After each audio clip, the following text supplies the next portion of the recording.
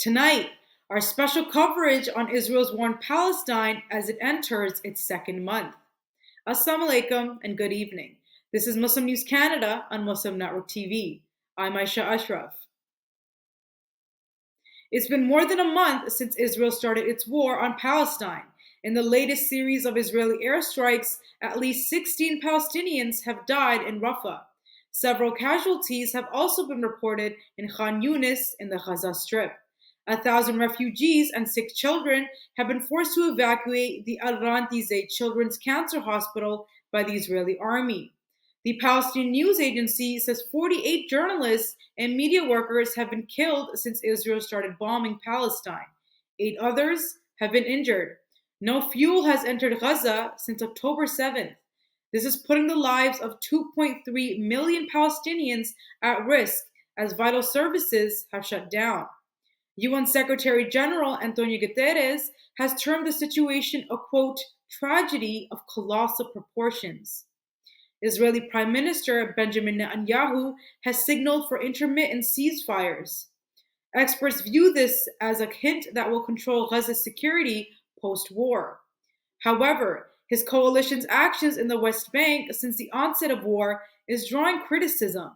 The head of the Palestinian Authority's Wall and Settlement Resistance Committee says forced displacements and settler attacks have intensified in the past month. The closure of bakeries due to the lack of fuel and targeting has made acquiring basic food a challenge. Reports from Gaza paint a devastating picture. As of today, the Palestinian Ministry of Health has confirmed over 10,000 fatalities. These include a significant number of children killed by Israel's indiscriminate bombing.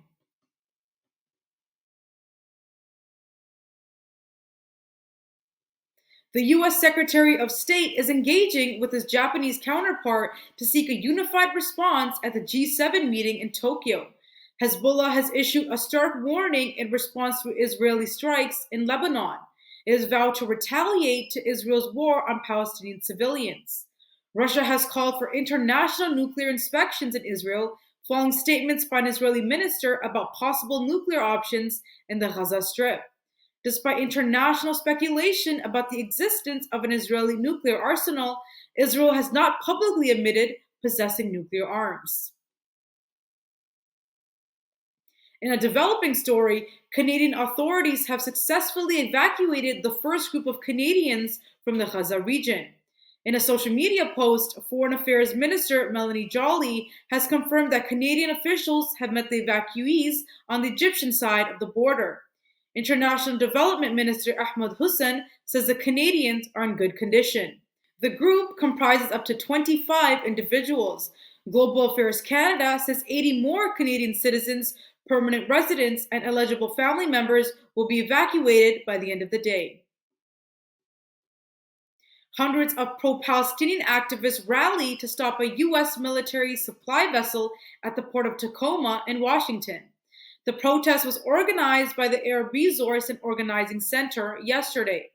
The group had received a confidential tip-off suggesting the vessel's cargo included weapons and military equipment for Israel.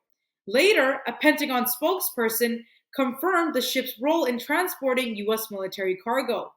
This marks the second week of attempts to stop U.S. vessels from carrying military assets to Israel. The previous protests were held in Oakland, California.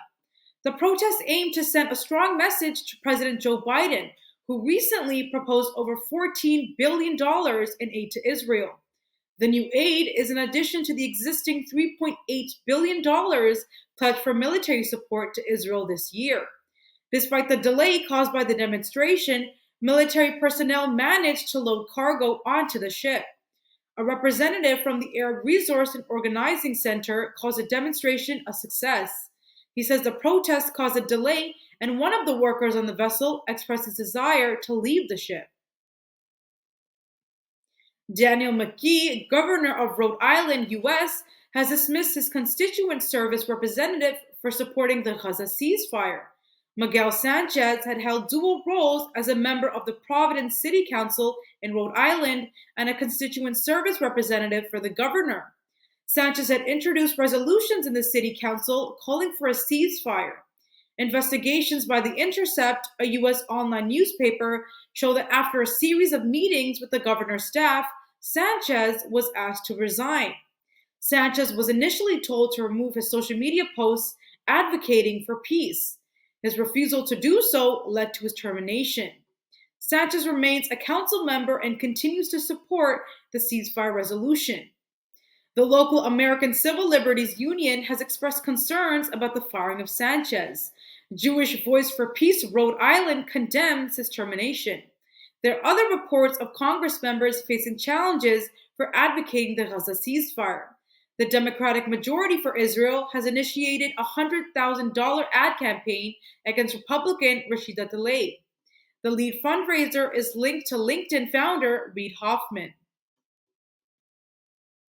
Experts are raising concerns that American troops could be drawn into a wider regional war in the Middle East. The news comes after Yemen's Houthi rebels fired ballistic missiles at Israel yesterday. This is the first time ballistic missiles have been launched at Israel since 1991. U.S. forces are in Yemen to fight Al-Qaeda and ISIS. However, recent U.S. attacks on Houthis in Syria have heightened tensions.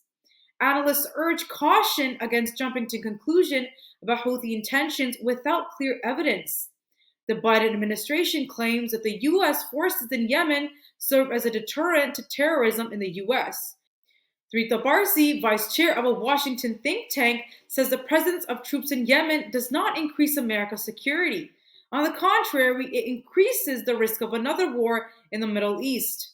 A brutal civil war has been raging in Yemen since 2014.